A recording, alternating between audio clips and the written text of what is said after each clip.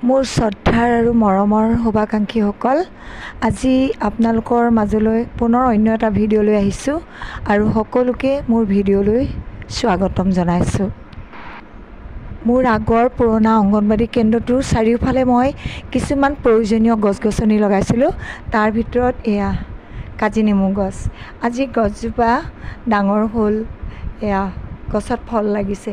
গতিকে নেমু লাগি থকা দেখি ছিঙিবৰ কাৰণে আহিলোঁ আৰু কিছুমান লতা লাগিছিলে, সেইবিলাকো ছিঙি দিছোঁ। নিজে ৰোৱা গছ-গছনিত যদি কিবা ফল লাগে, কাৰোবাক বিলাবলৈ বহুত ভাল লাগে মোৰ।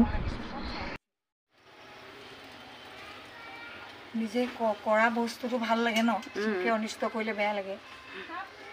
চব ছিঙি দে। আমাৰ মানে ইয়াত মনে মনে গৰু ছাগলী সোমোৱাই দিয়ে, সেইকাৰণে বস্তুবোৰ বহুত নষ্ট হয়।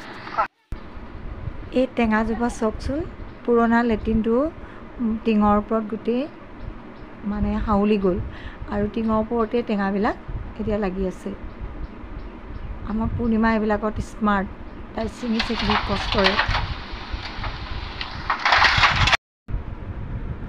টেঙাকেইটা নষ্ট হোৱাতকৈ মোৰ অংগনবাড়ী কেন্দ্ৰৰ অভিভাৱকসকলকে বিলাই দিম বুলি ভাবিছোঁ, যিহেতু তেওঁলোকে মোৰ লগত ইমান কষ্ট কৰি দিয়ে, মোক বহুত ক্ষেত্ৰত তেওঁলোকে সহায় কৰি দিয়ে।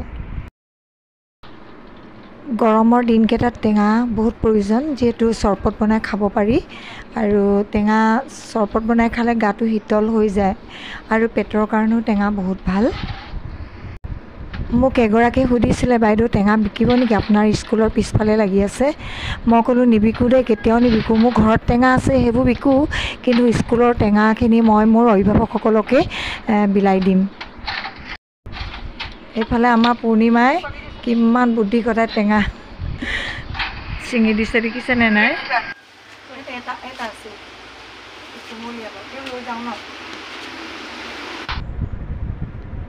এয়া এইখিনি টেঙা পালোঁ, টেঙাখিনি বুঢ়াই হ'ল বাৰু, ডাঙৰ ডাঙৰ। আৰু এতিয়া আমি টেঙা ভাগ কৰিম আৰু এটা পৰে দুটা পৰে আৰু কোনে কোনে নিয়ে আৰু দি দিম। আজিলৈ ভিডিঅ'টো ইমানতে সামৰি মাৰিছোঁ।